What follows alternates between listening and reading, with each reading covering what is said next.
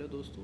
मेरा नाम है Arun Kaushik, roll number 18। Just for the preparation sake मैं इस प्रेजेंटेशन को क्रिएट कर रहा हूँ ताकि पढ़ाई हो सके। सोचा आपके साथ ये शेयर कर लूँ। तो मेरा कंपनी लॉ का टॉपिक है डॉक्ट्रिन ऑफ इंडोर मैनेजमेंट। इसके बारे में हम थोड़ा जानते हैं कि ये इंडियन कंपनी लॉ का एक बहुत इम्पॉर्टेंट कॉन्सेप्ट है। तो ये डॉक्ट्रिन हमें बताती है कि एक कंपनी का जो इंटरनल मैटर है जिसमें थर्ड पार्टीज़ इन्वॉल्व हो, जैसे क्रेडिटर, इन्वेस्टर या contractors, of course standard words है, इसको कैसे ट्रीट करना चाहिए। तो ये इंडोर मैनेजमेंट क्या बात करता है, चलिए इस रूल को जानते हैं। और इस रूल को वैसे टर्कॉन रूल भी बोलते हैं या टर्कॉन केस रूल, जिसके लिए केस लॉ नेक्स्ट स्लाइड में आने वाला है।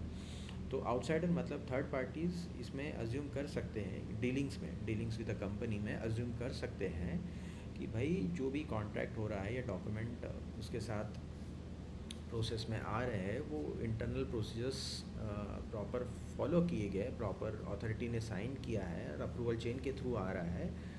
तो द थर्ड पार्टी इस पर ट्रस्ट करे, है ना, कर सकता है।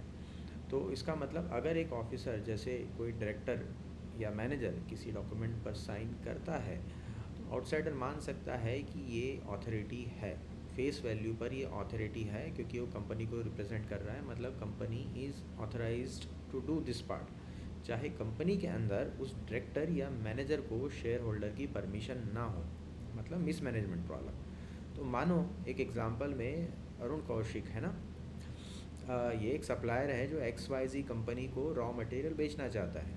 अब कंपनी का मैनेजर जो है आयुष, वो एक एग्रीमेंट साइन करके बोलता है कि 1 करोड़ का मटेरियल कंपनी खरीदने वाली है। तो ये कॉन्ट्रैक्ट करते हैं। बाद में पता चलता है कि बोर्ड ऑफ डायरेक्टर्स ने आयुष को परमिशन दी ही नहीं थी, उसने तो बस ऐसे ही हवा में ठेकेदारी कर दी। तो इसमें अरुण कौशिक क्या कर सकता है, अपने पैसे वैसे कुछ लेगा कि भाई कॉन्ट्रैक्ट लॉ के हिसाब से अपना काम तो आगे बढ़ गया, कंसिडरेशन हो गया। तो हाँ, डॉक्ट्रिन ऑफ इंडोर मैनेजमेंट तो बोलता है कि भाई यहाँ पर अज्यूम कर सकते हैं कि मैनेजर के पास अथॉरिटी थी, तो आयुष ने जब परमिशन दे दी तो कॉन्ट्रैक्ट तो हो गया। अब छोटी सी मिस्टेक का बर्डन जो भी है वो आउटसाइडर पर नहीं डाला सकता। तो यहाँ पर अरुण कौशिक सेफ है और आयुष अब ट्रबल में आने वाला है। तो केस लॉ अपना ऐसा है कि the landmark case is Royal British Bank versus Turquand, है ना। तो इसमें भी कंपनी ने बैंक से लोन लिया, है ना, किससे, रॉयल ब्रिटिश बैंक से। कंपनी कौन सी थी, टर्कॉन। तो इस कंपनी के इंटरनल रूल्स के अकॉर्डिंग डायरेक्टर ने लोन लेने से पहले शेयर होल्डर की परमिशन लेनी थी। उन्होंने ली क्या, नहीं ली। तो ये केस था कि भाई ये जो लोन है ये वैलिड नहीं है। तो इस प्रॉब्लम में, इस केस में कोर्ट ने क्या कहा, बैंक ने अज्यूम किया कि भाई बैंक ने भी अज्यूम ही किया कि भाई, या कहा कि अज्यूम आप सब कर सकते हैं कि डायरेक्टर्स के पास अथॉरिटी थी, वो फेस वैल्यू पर बैंक के साथ लोन पेपर्स पर साइन कर सकता था, इसलिए वो लोन सैंक्शन जो है वो वैलिड है। तो यहाँ पर बैंक जो आउटसाइडर है उसको कंपनी के इंटरनल अप्रूवल या प्रोसेसेस को चेक करने की जिम्मेदारी नहीं है। वैसे ही अपना इंडियन केस है कि Lakshmi Ratan Cotton Mills versus Aluminium Corporation of India. इसमें कंपनी के सेक्रेटरी ने एक कॉन्ट्रैक्ट साइन किया, अगेन साइन तो कर दिया लेकिन अथॉरिटी नहीं थी। फिर अगेन सिमिलर पैटर्न में कोर्ट ने कहा भाई कंपनी के सेक्रेटरी ने साइन कर दिया, मतलब अपेरेंट अथॉरिटी तो है, आउटसाइडर को क्या पता, वो तो ट्रस्ट करेगा ही और वो ट्रस्ट जायज़ है। तो समझदारी से काम ले। अब कंपनी इज़ रिस्पॉन्सिबल, तो कंपनी अपना मिसमैनेजमेंट का बर्डन जो है बाहर वाले पर ना डाले। तो कब ये डॉक्ट्रिन अप्लाई नहीं होगी, अगर आउटसाइडर को पता है कि विजिबल मिस्टेक्स है अप्रूवल में, डॉक्यूमेंट की कुछ साइनिंग में या कुछ, यानी ऐसी डिटेल्स जो समझ में आनी चाहिए, तो उसको इग्नोर नहीं करनी चाहिए।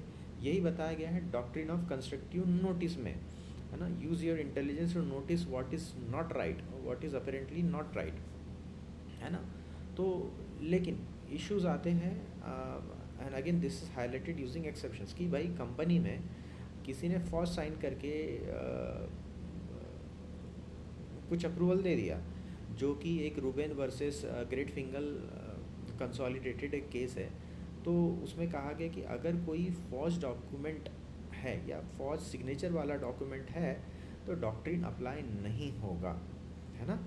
तो मतलब डायरेक्टर ने फॉज साइन कर दिया on behalf of someone, तो ये अप्लाई नहीं होगा, है ना। अगर ट्रांजैक्शन सस्पिशियस लगता है ना, तो इसको आप इग्नोर ना करें। मान लो एक कंपनी का बाबू आ गया, वो बोलता है कि मैं 10 करोड़ का टेंडर अप्रूव करा दूंगा, आप थोड़ा मेरा भी सेटिंग करवा देना। आप चालू हो जाते हैं ना ठेकेदारी करने के लिए। तो आपको डाउट हो रहा है कि भाई एक ठेकेदार, एक बाबू 10 करोड़ का अप्रूवल कैसे कर लेगा। तो you should be aware about those tactics which happens in the market, so be careful when you are dealing.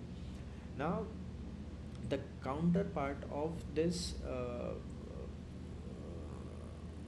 Doctrine is, outsider अपनी सद्बुद्धि का इस्तेमाल करे, विवेक का इस्तेमाल करे। क्रिटिक्स कहते हैं कि डॉक्ट्रिन ओके, आउटसाइडर्स तो प्रोटेक्टेड हैं लेकिन एक लिमिट में है, तो उनको कंस्ट्रक्टिव नोटिस का इस्तेमाल तो करना ही चाहिए। लेकिन हाँ, अप्रूवल या मिस मैनेजमेंट की बात है तो वहाँ पर सेफ हो जाएंगे।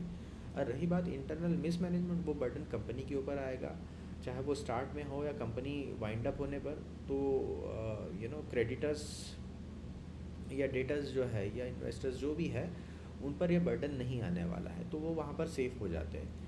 तो अपना कंक्लूजन यही है कि भाई डॉक्ट्रिन ऑफ इंडोर मैनेजमेंट एक प्रोटेक्शन शील्ड है, सुरक्षा कवच है, आउटसाइडर्स को मिलता है। तो जब डीलिंग करते हैं तो they are safeguarded against the mismanagement which happens internally.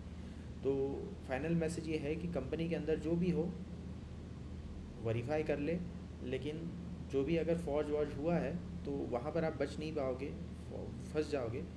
Fraud से बचने के लिए रिजनेबल चेक्स ज़रूरी है, और do verify before doing this dealings. तो यही अपना टॉपिक है। धन्यवाद, एंड करता हूँ इसको।